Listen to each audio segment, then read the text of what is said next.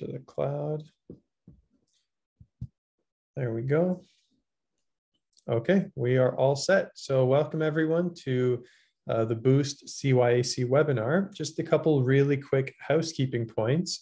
This presenter, Mireille, is going to be speaking in French. So for those who want to follow along in English, along the bottom bar of Zoom, you'll see a little globe that says interpretation. You're going to click on the language you want to listen to. So if you want to follow the meeting in English, you click English. If you want to follow it in French, you can just leave it as original audio. That's really all that we need from me. I will pass it to Mireille. Thanks very much. Merci beaucoup. Je tiens d'abord à remercier les centres d'appui aux enfants pour cette invitation à vous parler aujourd'hui de comment conduire des entrevues d'enquête de façon efficace et adaptée aux besoins des enfants. Et je vais essayer de parler avec vous de certaines stratégies et attitudes qui pourraient faciliter ce travail. Je suis vraiment très heureuse de pouvoir faire cette présentation aujourd'hui. Alors, j'ai prévu de vous parler de l'importance de la préparation de l'intervieweur, qu'on puisse discuter des formes de résistance parce que lorsque les entrevues sont difficiles, évidemment, c'est parce que les enfants ne sont pas prêts à révéler et ça représente quand même une partie assez importante des entrevues qui sont conduites.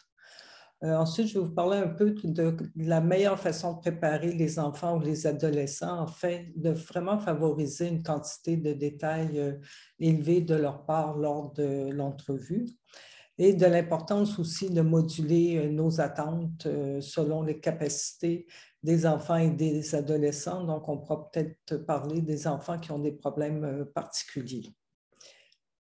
Alors, comme on m'a invité en me demandant aussi d'aborder les lignes directrices qui ont été diffusées pour les pratiques dans les centres d'appui aux enfants et aux adolescents au Canada, je trouvais important peut-être de commencer cette présentation en rappelant les grandes étapes qu'on devrait suivre et qui sont issu vraiment des recherches des 30 dernières années sur les capacités des enfants à offrir une quantité de détails importante, mais surtout une quantité de détails qui sont exacts.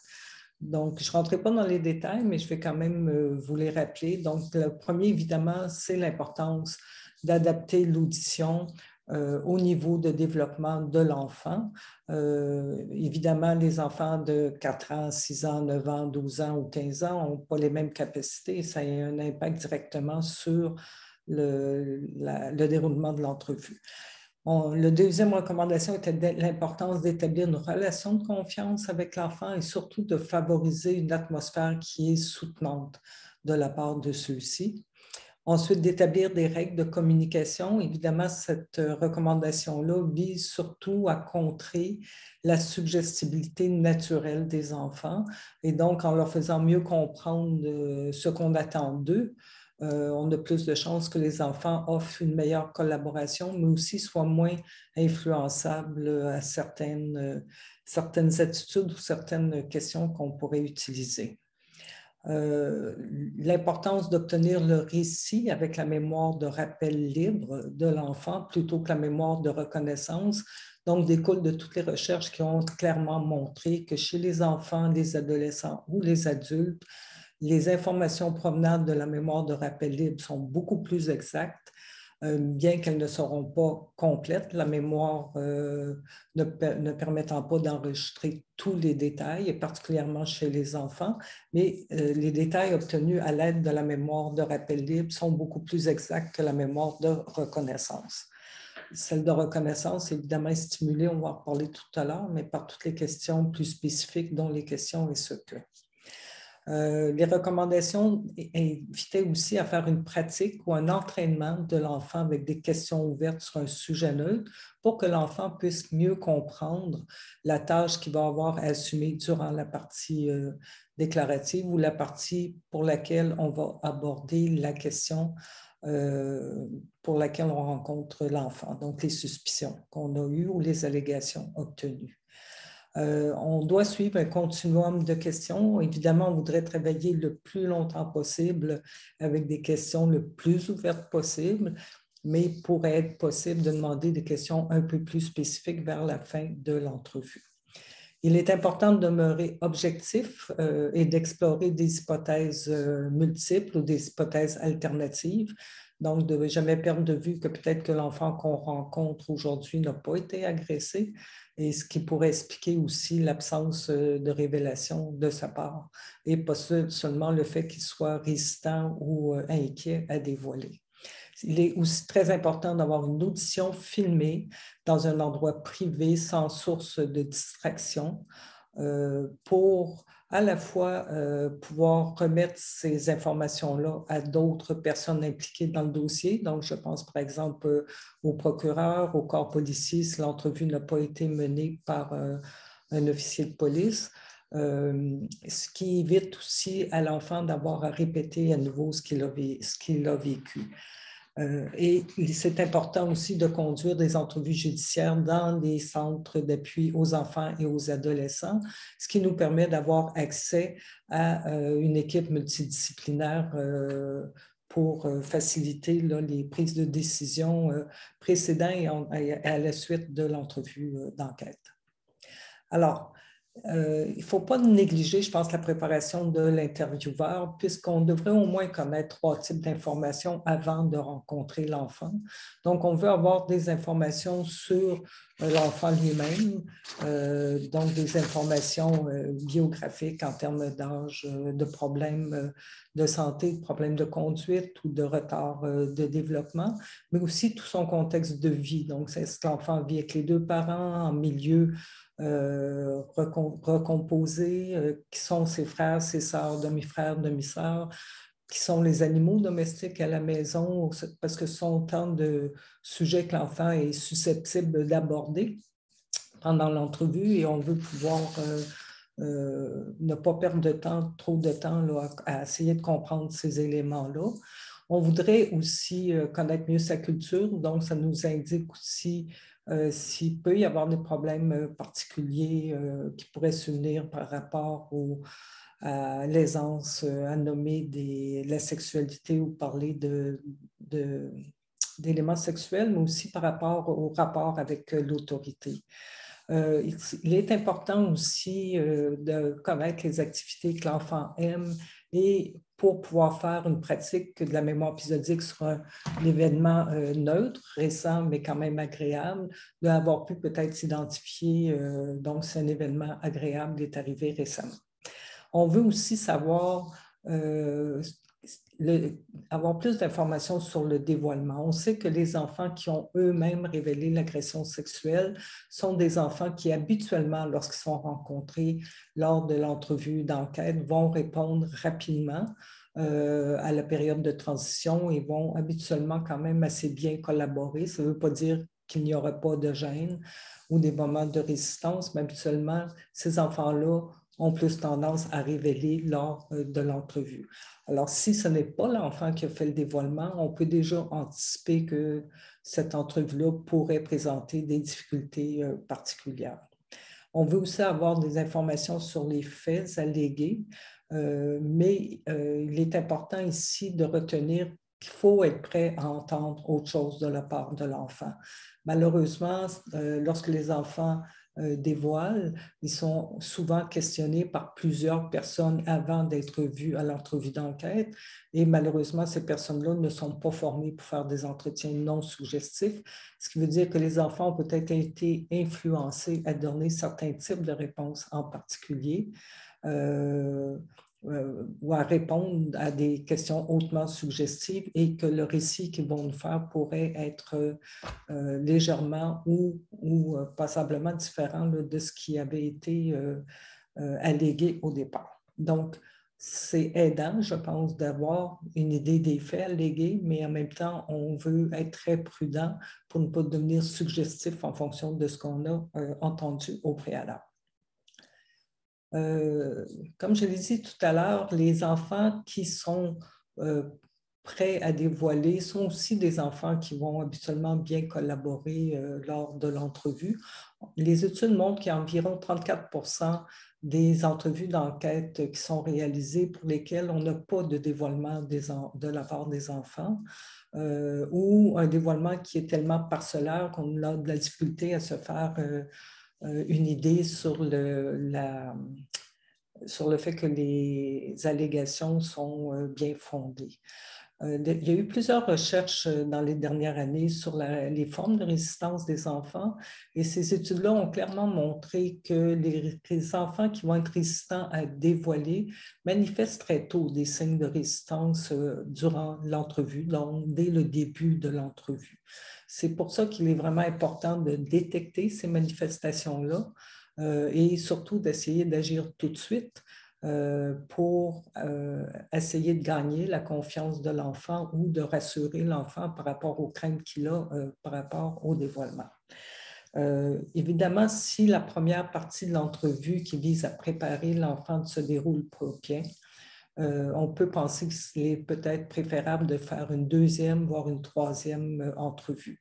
Je sais que cette idée-là va un peu à l'encontre de tout ce qui est recommandé actuellement, qui est de dire on fait une seule entrevue avec l'enfant, une entrevue vidéo filmée. Mais il y a plusieurs recherches en cours là, sur les entrevues étendues qui montrent le bénéfice aussi avec des enfants résistants, plus craintifs, des enfants aussi qui ont moins de capacité sur le plan cognitif, de peut-être pouvoir les revoir une deuxième ou troisième fois avant d'aborder les faits allégués pour créer un meilleur climat, une meilleure relation de travail avec eux. Alors, si on regarde rapidement les sources de résistance possibles, au niveau non-verbal, c'est sûr que tous les mouvements de contraction, de fermeture de l'enfant, de repli sur soi, le fait de se cacher derrière ses vêtements ou sous un capuchon, le fait de ne pas regarder non plus l'intervieweur, d'avoir des bris de contact, le fait de se lever, de vouloir bouger de la pièce. Les jeunes enfants ont tendance à vouloir régulièrement sortir de la pièce aussi. Donc, tous ces mouvements-là corporels, le fait de se tourner, d'être incliné de côté, de biais, sont autant de manifestations d'un inconfort de la part de l'enfant dont il faudrait pouvoir tenir compte.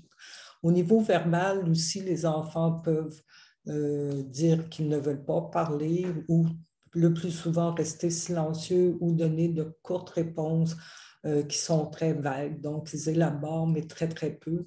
Ou encore, les enfants vont digresser, vont aborder d'autres sujets que celui pour lequel on les rencontre aussi.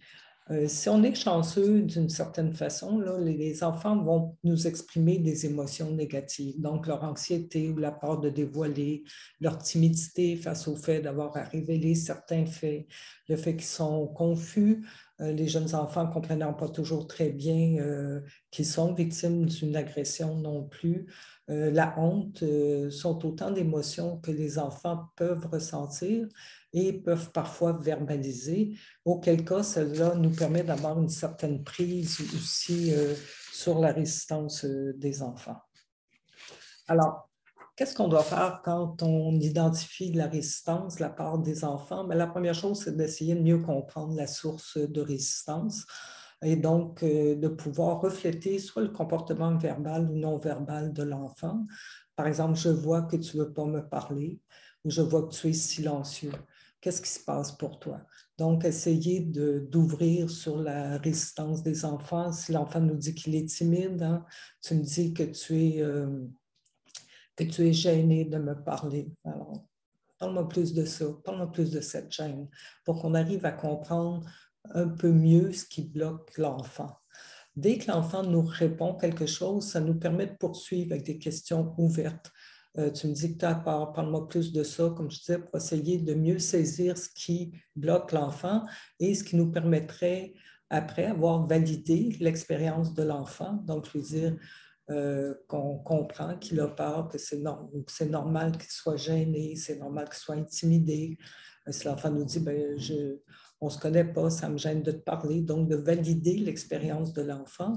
On peut par la suite le rassurer plus directement. Mais évidemment, selon les sources de résistance de l'enfant, on ne peut pas faire de promesses qu'on ne peut pas tenir non plus. Là, par exemple, quand les enfants sont craintifs que l'agresseur puisse aller, par exemple, en prison. Alors, pour composer avec la résistance, on peut aussi utiliser des énoncés d'empathie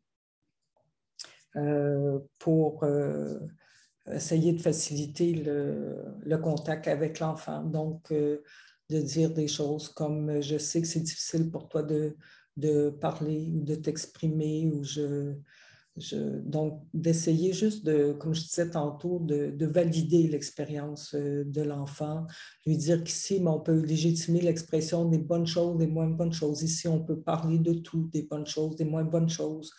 De permettre aussi de généraliser les difficultés de l'enfant.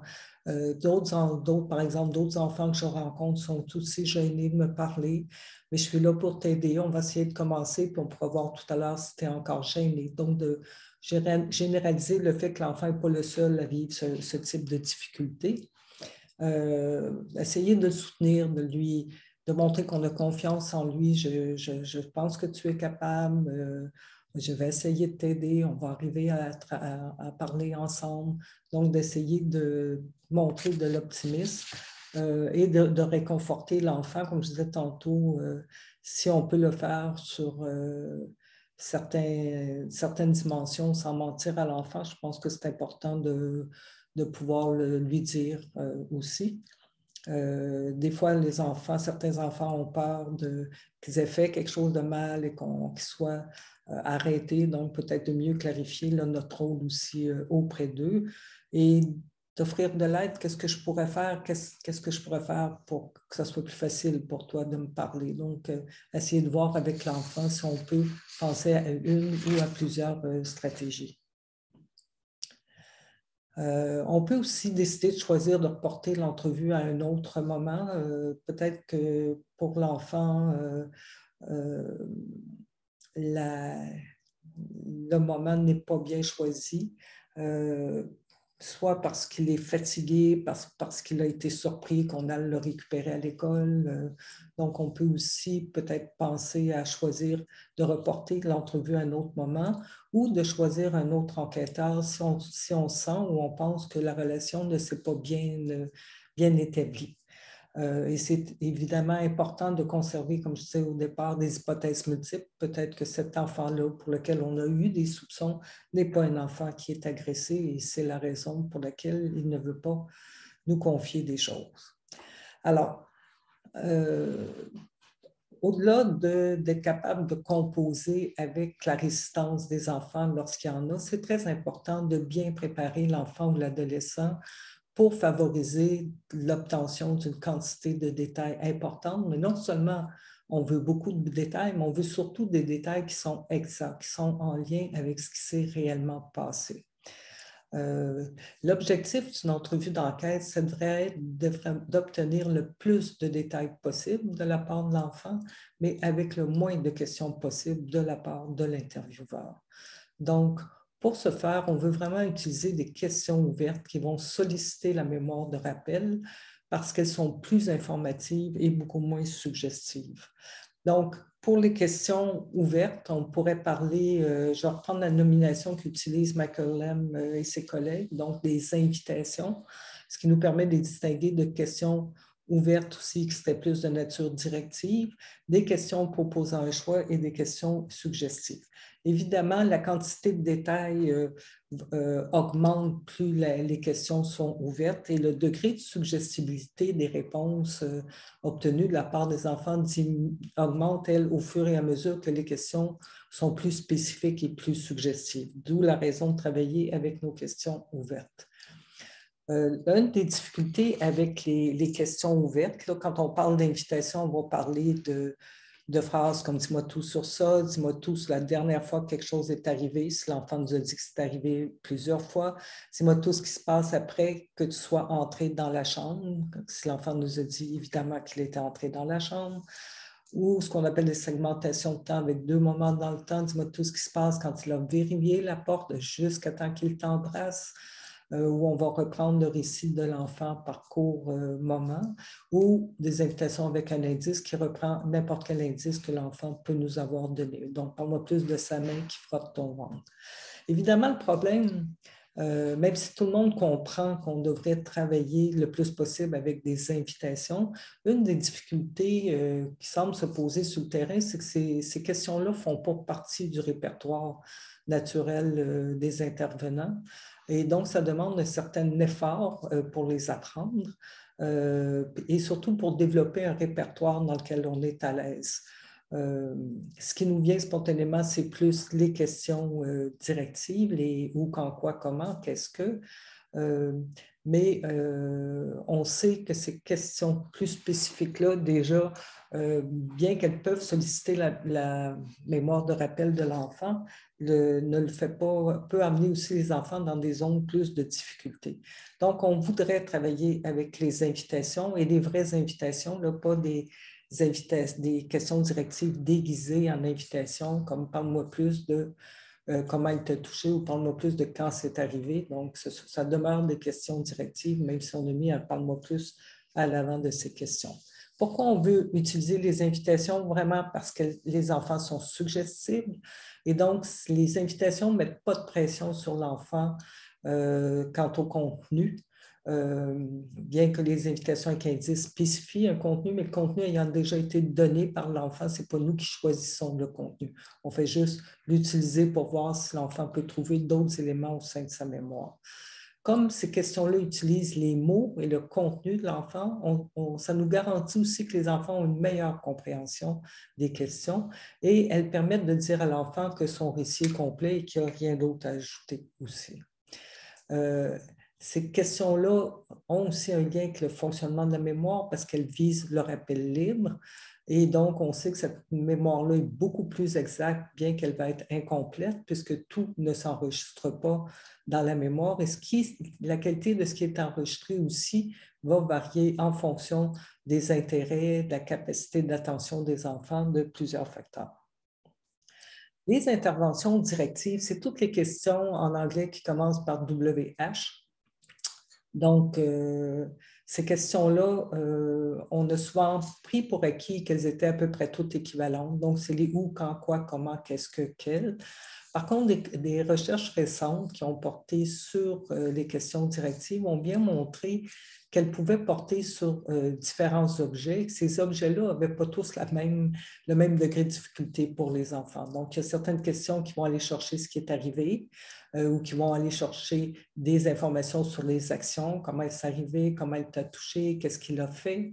Des informations sur le contexte, qui est-ce ou qui t'a touché, quand est-ce que c'est arrivé, où vous étiez quand c'est arrivé, des informations qui sont un peu plus statiques, là, comme de quelle couleur était son T-shirt, des questions qui visent aussi une évaluation de la part de l'enfant ou de rapporter ses émotions, donc comment tu te sens par rapport à lui, comment tu te sentais quand il t'a touché, ou aussi des questions qui visent la causalité. Qu'est-ce qui fait que tu avais peur? Alors, évidemment, ces questions-là ne présentent pas toutes le même degré de difficulté pour les enfants. Les enfants ils sont vraiment meilleurs à nous parler de ce qui est arrivé, des actions, que de nous parler du contexte, des éléments statiques et oui, évidemment de la causalité aussi. Les études récentes ont aussi montré que chez les enfants d'âge scolaire, les questions comment et pourquoi sont quand même beaucoup utilisées. Elles représentent une question sur 5, alors qu'elles fournissent très peu de réponses de la part des enfants parce que c'est des questions qui demeurent complexes pour eux. Donc, elles fournissent des détails seulement dans 20% des cas. Et il faut aussi souligner que les enfants perçoivent les questions pourquoi comme des questions accusatrices ou critiques et donc ont besoin de justifier leurs actions au lieu souvent juste de les décrire. Je dis toujours que les questions pourquoi, c'est les questions que les parents utilisent quand on n'est pas content après les enfants. Donc, évidemment, elles conservent cette nature-là aussi quand elles sont utilisées dans les entrevues d'enquête. Les études ont aussi montré qu'il y avait seulement 11% des questions qui portaient sur ce qui arrive, 28% sur les actions et 52% sur le contexte, les éléments statiques, les causes ou l'évaluation. Évidemment, vous allez me dire, oui, mais on a besoin de savoir où c'était, quand c'était. Parfois, on a besoin de la description des vêtements quand on a de l'ADN à aller chercher. Tout ceci est vrai, mais il n'en demeure pas moins qu'il faut être conscient que ces éléments-là sont parfois plus difficiles pour les enfants pour nous rapporter des détails qui peuvent être exacts. Alors, les questions directives, on veut les utiliser, mais de façon modérée parce que les enfants sont suggestifs et qu'elles mettent une certaine pression à obtenir une réponse de la part des... on s'attend à une réponse de la part des enfants. Donc, les enfants vont rarement nous dire « je ne sais pas », même si on a mis cette règle-là avec les enfants. Si la question ne respecte pas le niveau de développement de l'enfant, mais les enfants risquent quand même de nous répondre. Donc, sur combien de fois c'est arrivé, sur quand est-ce que c'est arrivé, au lieu de nous dire tout simplement qu'ils ne le savent pas. Et il est important aussi de retenir que tout ne s'inscrit pas dans la mémoire. Et donc, peut-être que certains éléments qui sont visés avec les questions directives n'ont tout simplement pas été enregistrés par les enfants lorsque l'événement a eu lieu. Donc, pour préparer je n'ai pas parlé là, des questions est-ce que,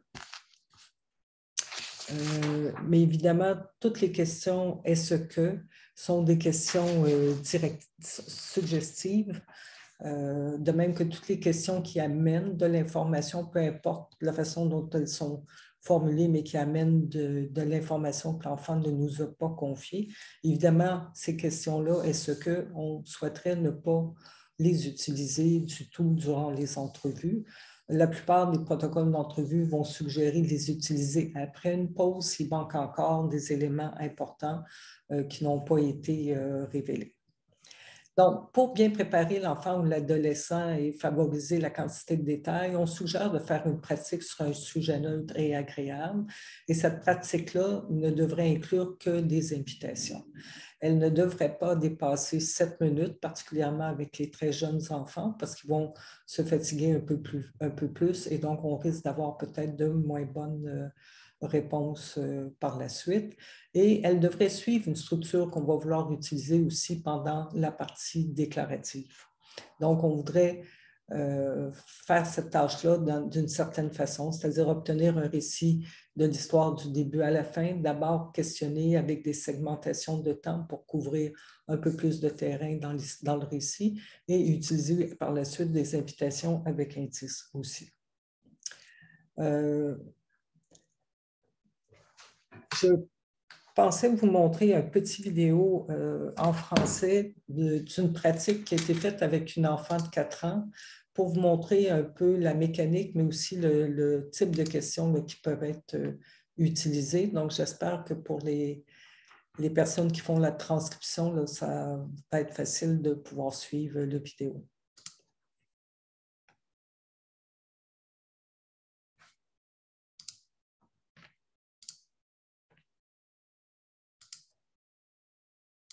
Hier, tu étais allé au gym en autobus. Mais j'aimerais ça que tu penses. Peut-être juste vous donner, donc l'enfant à 4 ans, le sujet de la pratique, c'était le fait qu'elle était allée dans un gymnase avec la garderie la veille, qu'ils étaient allés donc au gymnase là, en autobus.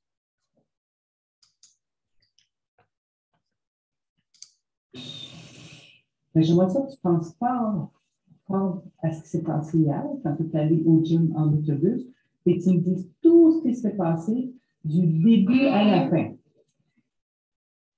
J'ai sauté d'un petit peu haut. OK. Puis après? J'ai sauté sur la trampoline. OK. Puis après, qu'est-ce qui se passe?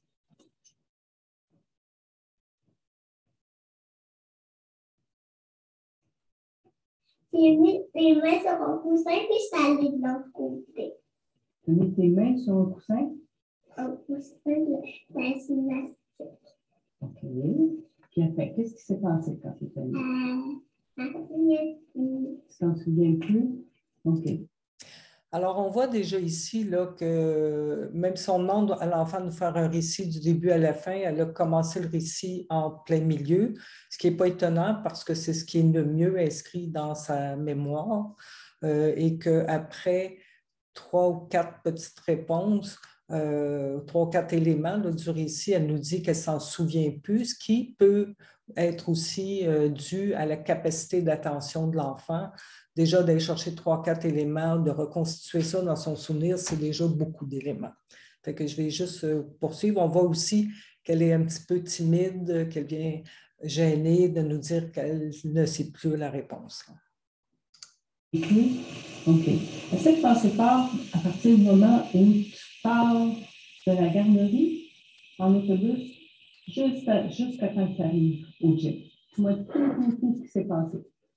Du moment où tu pars de la garderie jusqu'à temps que tu arrives au gym.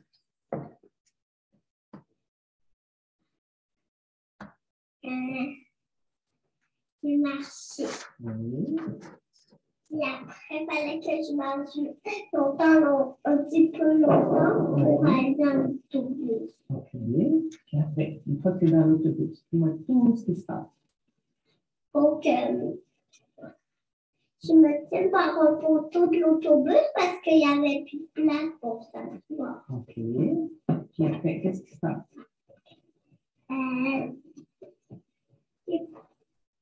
C'est pas? Tu t'en souviens pas? OK. C'est bon.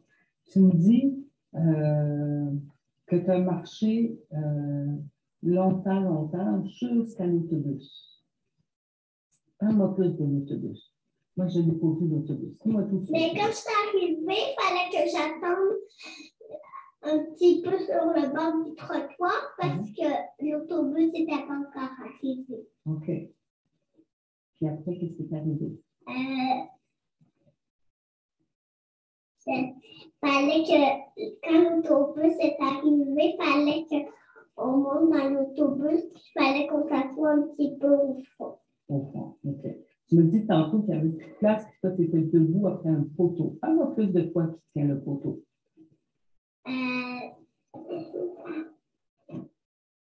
Qu'est-ce que tu fais quand tu es près du poteau? Il faut que j'attende. Oui.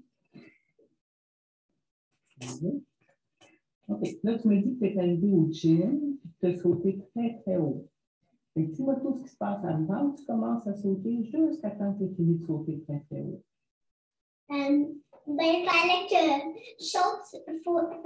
je cours vite sur la trampoline en ligne. Puis après, quand je suis arrivée, il fallait que je monte sur un bouteille pour sauter. OK. Puis après, qu'est-ce qui se passe? J'ai sauté, puis après, il fallait que je descende une petite pente en ours. Une petite pente en quoi? Une petite pente en ours. En ours? Parle-moi plus de ça, la pente en ours. Je n'ai jamais vu ça, une pente en ours. Non, il fallait que je le fasse, l'ours. Ah, c'est toi qui faisais l'ours. Ah, OK. Parle-moi plus de Lily qui fait l'ours. Puis après, il fallait que je descende sur un coussin. Oui. Puis après, je montais sur un coussin, puis il ne fallait pas toucher par terre. Il fallait marcher juste sur les coussins. OK. Puis après, il fallait sauter dans les cercles. OK. Puis après, qu'est-ce qui se passe? Pour marcher sur une petite poutre. Oh là là. OK. Puis après? Il fallait faire la roulade. Puis après, il fallait recommencer. OK. Puis après, qu'est-ce qui s'est passé? J'ai sauté sur la trampoline 5 fois. Oui. Puis après, il fallait s'en aller à la garderie. OK. Puis, tu vois tout ce qui se passe à partir du moment où il faut s'en aller à la garderie jusqu'à temps que tu arrives à la garderie. On a fait la même chose que quand on était allé à la gymnastique. OK. Puis, quand tu me dis on a fait la même chose, parle-moi plus de ça. Quand on était arrivé dans l'autobus, on fallait pas faire la même chose. Finalement, maintenant, les gens sont débarqués. Puis après, on avait la place pour s'asseoir. OK. Tu t'assois dans l'autobus. Oui. OK. Parle plus de toi qui es assise dans l'autobus. Je sais pas. C'est pas? OK. Donc, il y aurait vraiment plusieurs commentaires, là, plusieurs choses à dire sur ce court extrait. On voit bien que l'enfant a de la difficulté à répondre à certaines questions qui sont « parle-moi de toi » dans telle situation ou qui fait telle chose. Donc, c'est des questions qu'elle semble moins bien comprendre, même si c'est des invitations avec indices. On voit aussi, on peut observer qu'au début, ses réponses étaient de 3 ou 4 éléments. Et elle me disait, je sais tout, ou je ne m'en souviens plus. Alors que quand on revient tranquillement dans le récit, à des moments où elle ne se souvenait pas, elle est capable de nous redonner des détails. Donc, on voit bien là, que c'est plus la capacité d'attention de l'enfant qui est impliquée ici plutôt que seulement ses capacités cognitives ou sa mémoire pour faire le récit. On voit aussi le malaise apparaître à chaque fois qu'elle n'est pas capable de répondre, le petit sourire, les petits mouvements qui nous indiquent que ça la met mal à l'aise de ne pas pouvoir répondre à nos questions. Fait, je voudrais vous montrer ce qui aurait pu être une suite, là, comme je ne peux pas avoir un enfant agressé pour faire la démonstration, j'ai demandé à l'enfant de nous parler d'une autre situation où elle avait eu des touchés sur son corps, parce que c'est à peu près les mêmes questions qu'on aurait utilisées. Alors, ce que je veux vous montrer, c'est comment elle va répondre à la première partie excusez-moi, je vais chercher une vidéo. Donc, est-ce qu'il aurait pu être le début de la partie déclarative sur un autre sujet? En fait, ce que je veux vous montrer, c'est l'effet de l'entraînement.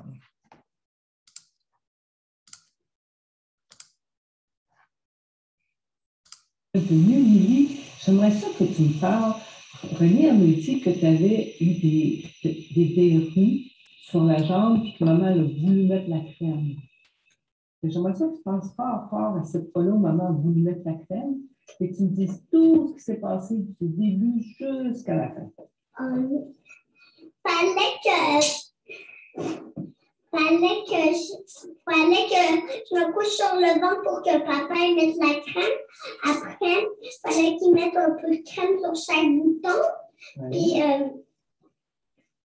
Puis après, il fallait mettre des pansements transparents. Oui. Puis après, il fallait attendre 1 heure. Puis après,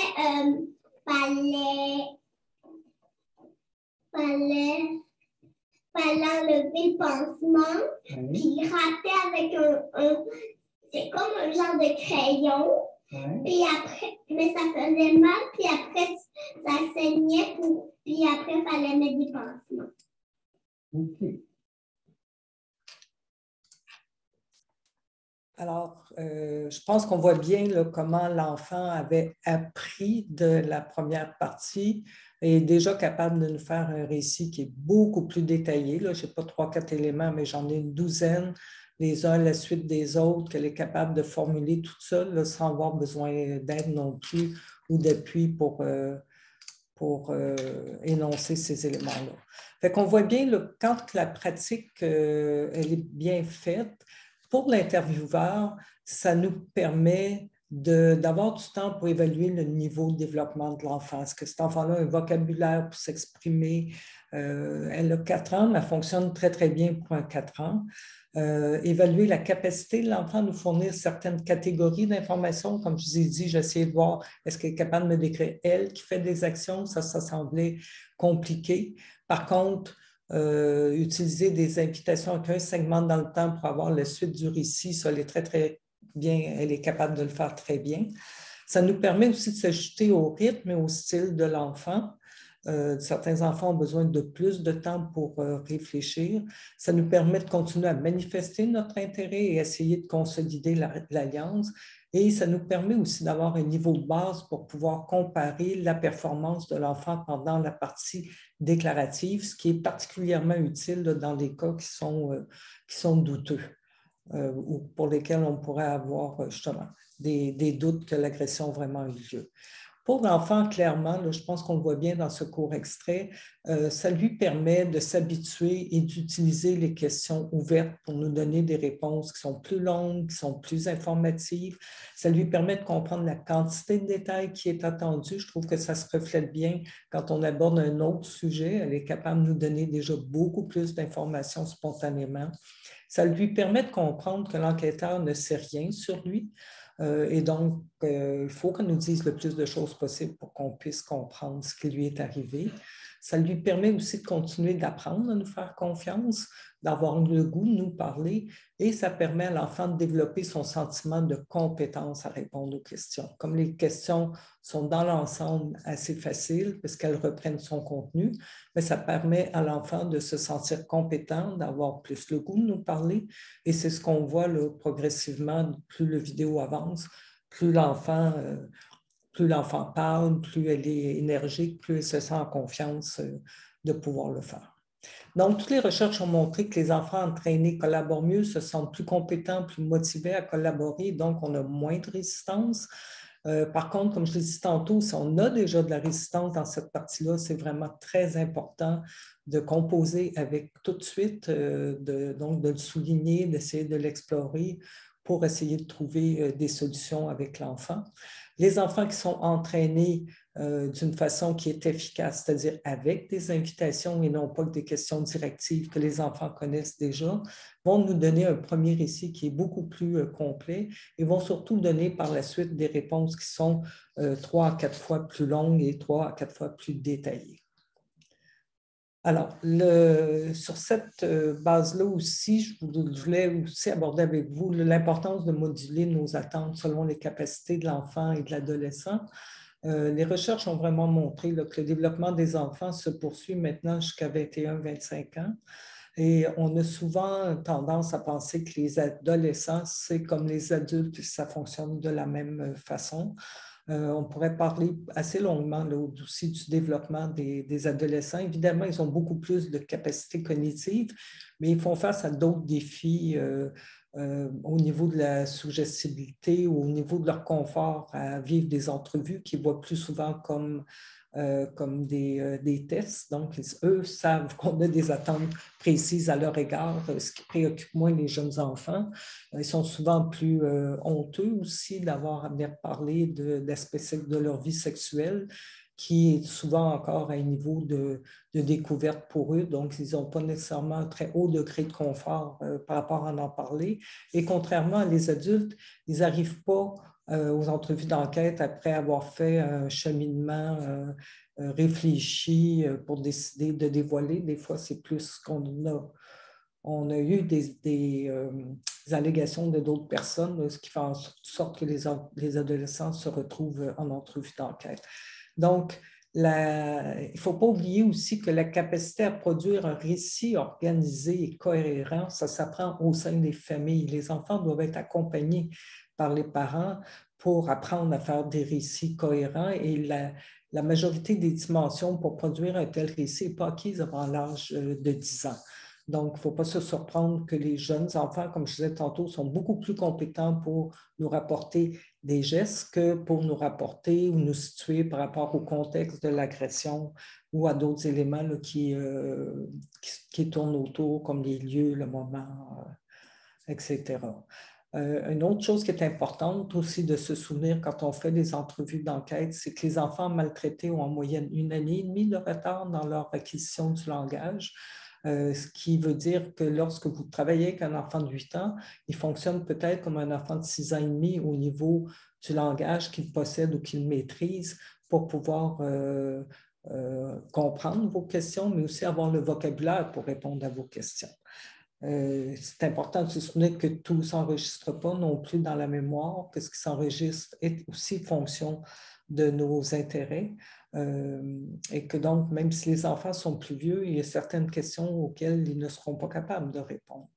Donc, d'avoir des attentes réalistes nous permet de ne pas discréditer le discours de l'enfant non plus et de juger peut-être plus, pas nécessairement plus facilement, mais de mieux juger l'adéquacité de ce que l'enfant a dit par rapport aux faits, donc la véracité des faits. Chez les jeunes enfants, on voit que habituellement, les récits sont très courts et centrés sur les gestes. Donc, c'est là que sont leurs compétences, comme je disais. Ils ont peu de capacité à préciser le lieu, le temps et les nombres. Et donc, il ne faut pas s'en surprendre non plus. Chez les 6 à 8 ans, on voit clairement apparaître une utilisation d'adjectifs possessifs et qualificatifs pour mieux décrire ce qui leur est arrivé.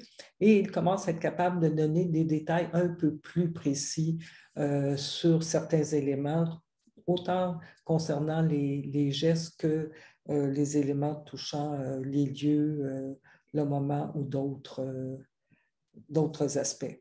Donc, ils sont plus capables, à 6-8 ans, ils sont capables de situer le moment de l'agression en lien avec leurs activités quotidiennes. Donc, c'est arrivé après que je sois revenu de l'école, la journée où je vais à tel endroit. Donc, ils sont mieux capables de faire ça.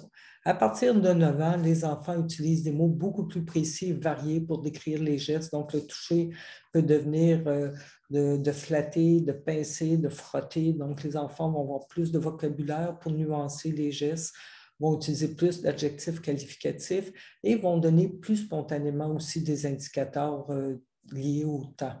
Donc, soit par rapport à la durée, soit par rapport à la fréquence. Ils sont aussi, nomment plus leurs émotions et leurs pensées que les plus jeunes. Donc, avec les enfants qui ont une déficience intellectuelle, autistes, qui ont des déficits d'attention, les recherches récentes ont montré qu'on peut s'attendre à une performance qui est semblable à des enfants du même âge mental ou chronologique là, pour les enfants ayant une déficience intellectuelle. Et si cette déficience-là est de niveau modéré, on va avoir moins d'informations qui concernent les marqueurs de chronologie, de contenu et de contexte. Ces enfants-là ont souvent tendance à donner des réponses qui sont plus courtes et répondre à 2 questions sur 3, ce qui fait que ces entrevues-là sont plus difficiles à faire avec eux. Donc, ils ont au total besoin d'un peu plus de questions pour qu'on puisse arriver à couvrir les éléments dont on a besoin. Ces questions-là devraient être des invitations avec indices parce qu'ils sont capables d'y répondre, ça reprend des éléments qu'ils nous ont donnés et ça nous permet ça leur permet de donner plus d'informations. Parce que les enfants autistes sont plus concrets, les phrases devraient aussi être plus courtes et les demandes plus claires de la part des enquêteurs. Et les questions est-ce que sont évidemment à éviter parce qu'elles amènent de nombreuses erreurs dans les réponses, ces enfants-là ayant tendance à répondre oui plus fréquemment que ça devrait être le cas. Alors, je vais vous dire aussi un petit mot en terminant là, sur l'apprentissage et le maintien des compétences. Et c'est en lien, entre autres, avec les recommandations qui sont faites dans le guide des lignes directrices. Donc, ça prend vraiment une formation spécialisée qui est officielle et qui inclut des exercices, un protocole d'entrevue fondé sur les données probantes. Évidemment, il existe plusieurs protocoles. De mon côté, c'est sûr que je vous recommanderais celui du NICHD. Puisque je travaille dessus depuis les 20 dernières années. C'est le protocole qui a reçu le plus, qui a été le plus validé empiriquement. Donc, on sait ce qu'il est capable de faire ou de nous aider à faire avec les enfants. Et cette formation spécialisée devrait aussi comprendre un examen qui est formel. La clé du succès, évidemment, c'est d'avoir une pratique régulière, mais on veut une pratique réfléchie. Juste faire beaucoup d'entrevues sans jamais prendre le temps de regarder ces entrevues, ne nous garantit pas d'avoir des entrevues de haute qualité. Toutes les recherches montrent que peu importe la durée de la formation, le protocole d'entrevue qui peut être utilisé, il y a toujours une perte qui s'établit dans les mois qui suivent, perte de certaines connaissances ou de certaines façons de faire. Et c'est donc important de pouvoir avoir une pratique qui est réfléchie. Donc, ça veut dire de regarder ces entrevues pour corriger ces erreurs, de mieux voir comment on a posé les questions, qu'est-ce qui a été demandé. Il est aussi souhaitable d'avoir des rétroactions de la part de ses collègues. Évidemment, quand on peut avoir des supervisions individuelles ou de groupe, c'est vraiment aidant, ne serait-ce que parfois pour se faire rassurer que dans cette situation-là, vous avez fait le mieux que vous pouviez faire et si l'enfant n'a pas voulu parler, bon, quelqu'un d'autre n'aurait pas été capable d'avoir non plus de dévoilement. Et c'est important de s'entraîner à faire des invitations en faisant des jeux de rôle avec des enfants sur des sujets neutres. Ça peut être une bonne façon d'essayer d'acquérir ce répertoire-là qui, comme je le disais, ne fait pas partie des habiletés naturelles des enquêteurs, mais même des parents, parce que ce n'est pas comme ça qu'on parle non plus à nos enfants. Alors, si les sujets vous intéressent, je veux juste vous souligner qu'il y a un ouvrage en français et le même en anglais, dans lequel j'ai essayé de revoir les aspects de la mémoire, de la suggestibilité, du dévoilement, du développement des enfants. Mais j'ai aussi expliqué le protocole du NICHD de façon détaillée avec une entrevue rapportée, des explications sur comment faire la prise de notes, comment se préparer à l'entrevue.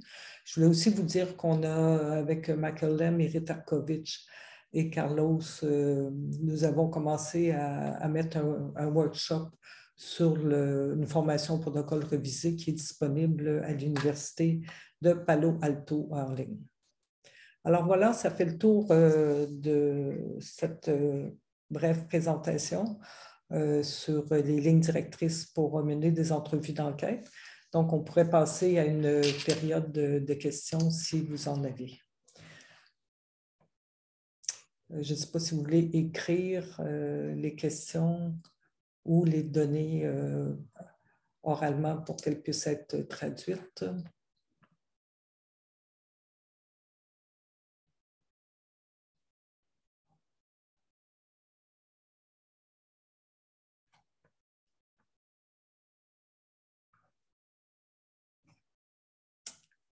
Questions, commentaires?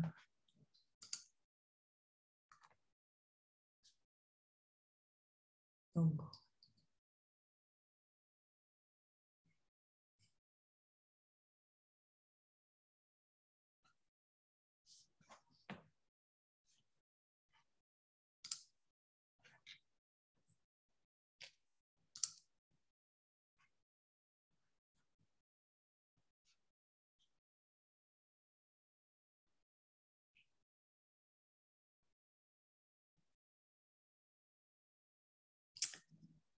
Alors, s'il n'y a pas de questions, j'espère que ça veut dire que ça a été à la fois clair et utile pour vous. Vous pouvez toujours me rejoindre là, par courriel. Les coordonnées étaient à la fin de la présentation. How long does that language delay spoke? Par rapport au retard au niveau du langage, là, ce que les recherches montrent, c'est que le retard serait d'environ 1 année et demie. Donc, quand on prend des enfants qui ont été maltraités, nous, on a fait des études aussi avec des enfants qui étaient vus là, dans le contexte d'entrevues d'enquête. Et ce qu'on a noté, ce que les recherches montrent en général, c'est que les enfants ont un retard d'1 année et demie. Donc, combien de temps cela dure? Ça peut durer aussi longtemps que l'enfant n'arrive pas à récupérer via le milieu scolaire là, un certain vocabulaire. On sait qu'il y a des adultes qui sont rencontrés aussi, qui sont limités dans leur façon de pouvoir exprimer ou décrire ce qu'ils ont vécu. Donc, je n'ai pas de réponse basée sur de la recherche empirique pour dire combien de temps ça dure, mais je pense que ça peut se poursuivre assez longtemps là, si l'enfant n'est pas restimulé, soit par l'école, où il peut effectivement à ce moment-là, apprendre à avoir un peu plus de vocabulaire. Si l'enfant est stimulé aussi, comme je disais, les enfants apprennent le langage au sein des familles, mais apprennent aussi à faire des récits au sein des familles. Donc, si on est dans une famille où on stimule peu les enfants, on leur pose peu de questions sur ce qu'ils ont vécu aujourd'hui, comment ça a été à l'école, comment ils ont trouvé tel film ou comment ils ont aimé telle activité. Mais si on ne sollicite pas les enfants à nous raconter des choses, ça explique aussi que les enfants de milieux plus négligents soient aussi beaucoup plus limités là, à nous rapporter ce qu'ils ont vécu.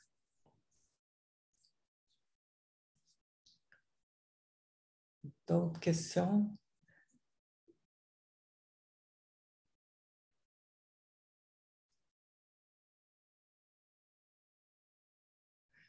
OK.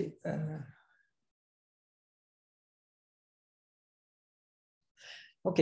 Est-ce que le fait d'engager l'enfant dans une activité comme colorier, si l'activité est neutre, c'est-à-dire qu'on ne demande pas de colorier ou de dessiner quelque chose en particulier, on peut penser que pour certains enfants anxieux, ça pourrait aider. En même temps, si c'est déjà difficile d'engager l'enfant à ce niveau-là, il faut peut-être voir qu'est-ce qui pose problème avec l'enfant. Vous allez me dire, avec les très jeunes, c'est parfois difficile d'avoir des réponses avec eux. Et c'est pour ça là, que dans la façon de débuter l'entrevue, on veut dès le départ essayer d'aborder des sujets qui sont faciles pour les enfants dont ils peuvent nous parler. Alors, si on prend le protocole Niche, par exemple, une des premières choses qu'on demande à l'enfant après avoir dit le bonjour, qu'il est enregistré et demandé comment ça va, c'est de nous parler des choses qu'il aime faire. Et c'est rare que les enfants ne répondent pas à cette question-là en nommant une ou deux activités. Alors, je pense que en soi, donc, ce qu'on souhaiterait, c'est d'engager l'enfant dans un dialogue le plus rapidement possible. Mais si pour certains enfants, ça peut aider à gérer un peu de stress ou d'anxiété, donc il va peut-être quand même falloir parler éventuellement pour pouvoir l'élever. Le fait de dessiner, tant que le dessin est juste une activité neutre, moi, je pense que ça peut être faisable.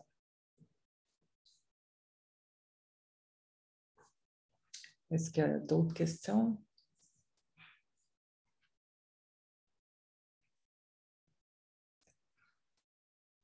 Bon, je vous remercie de votre présence et de votre attention et je vous souhaite un bel après-midi. Merci beaucoup.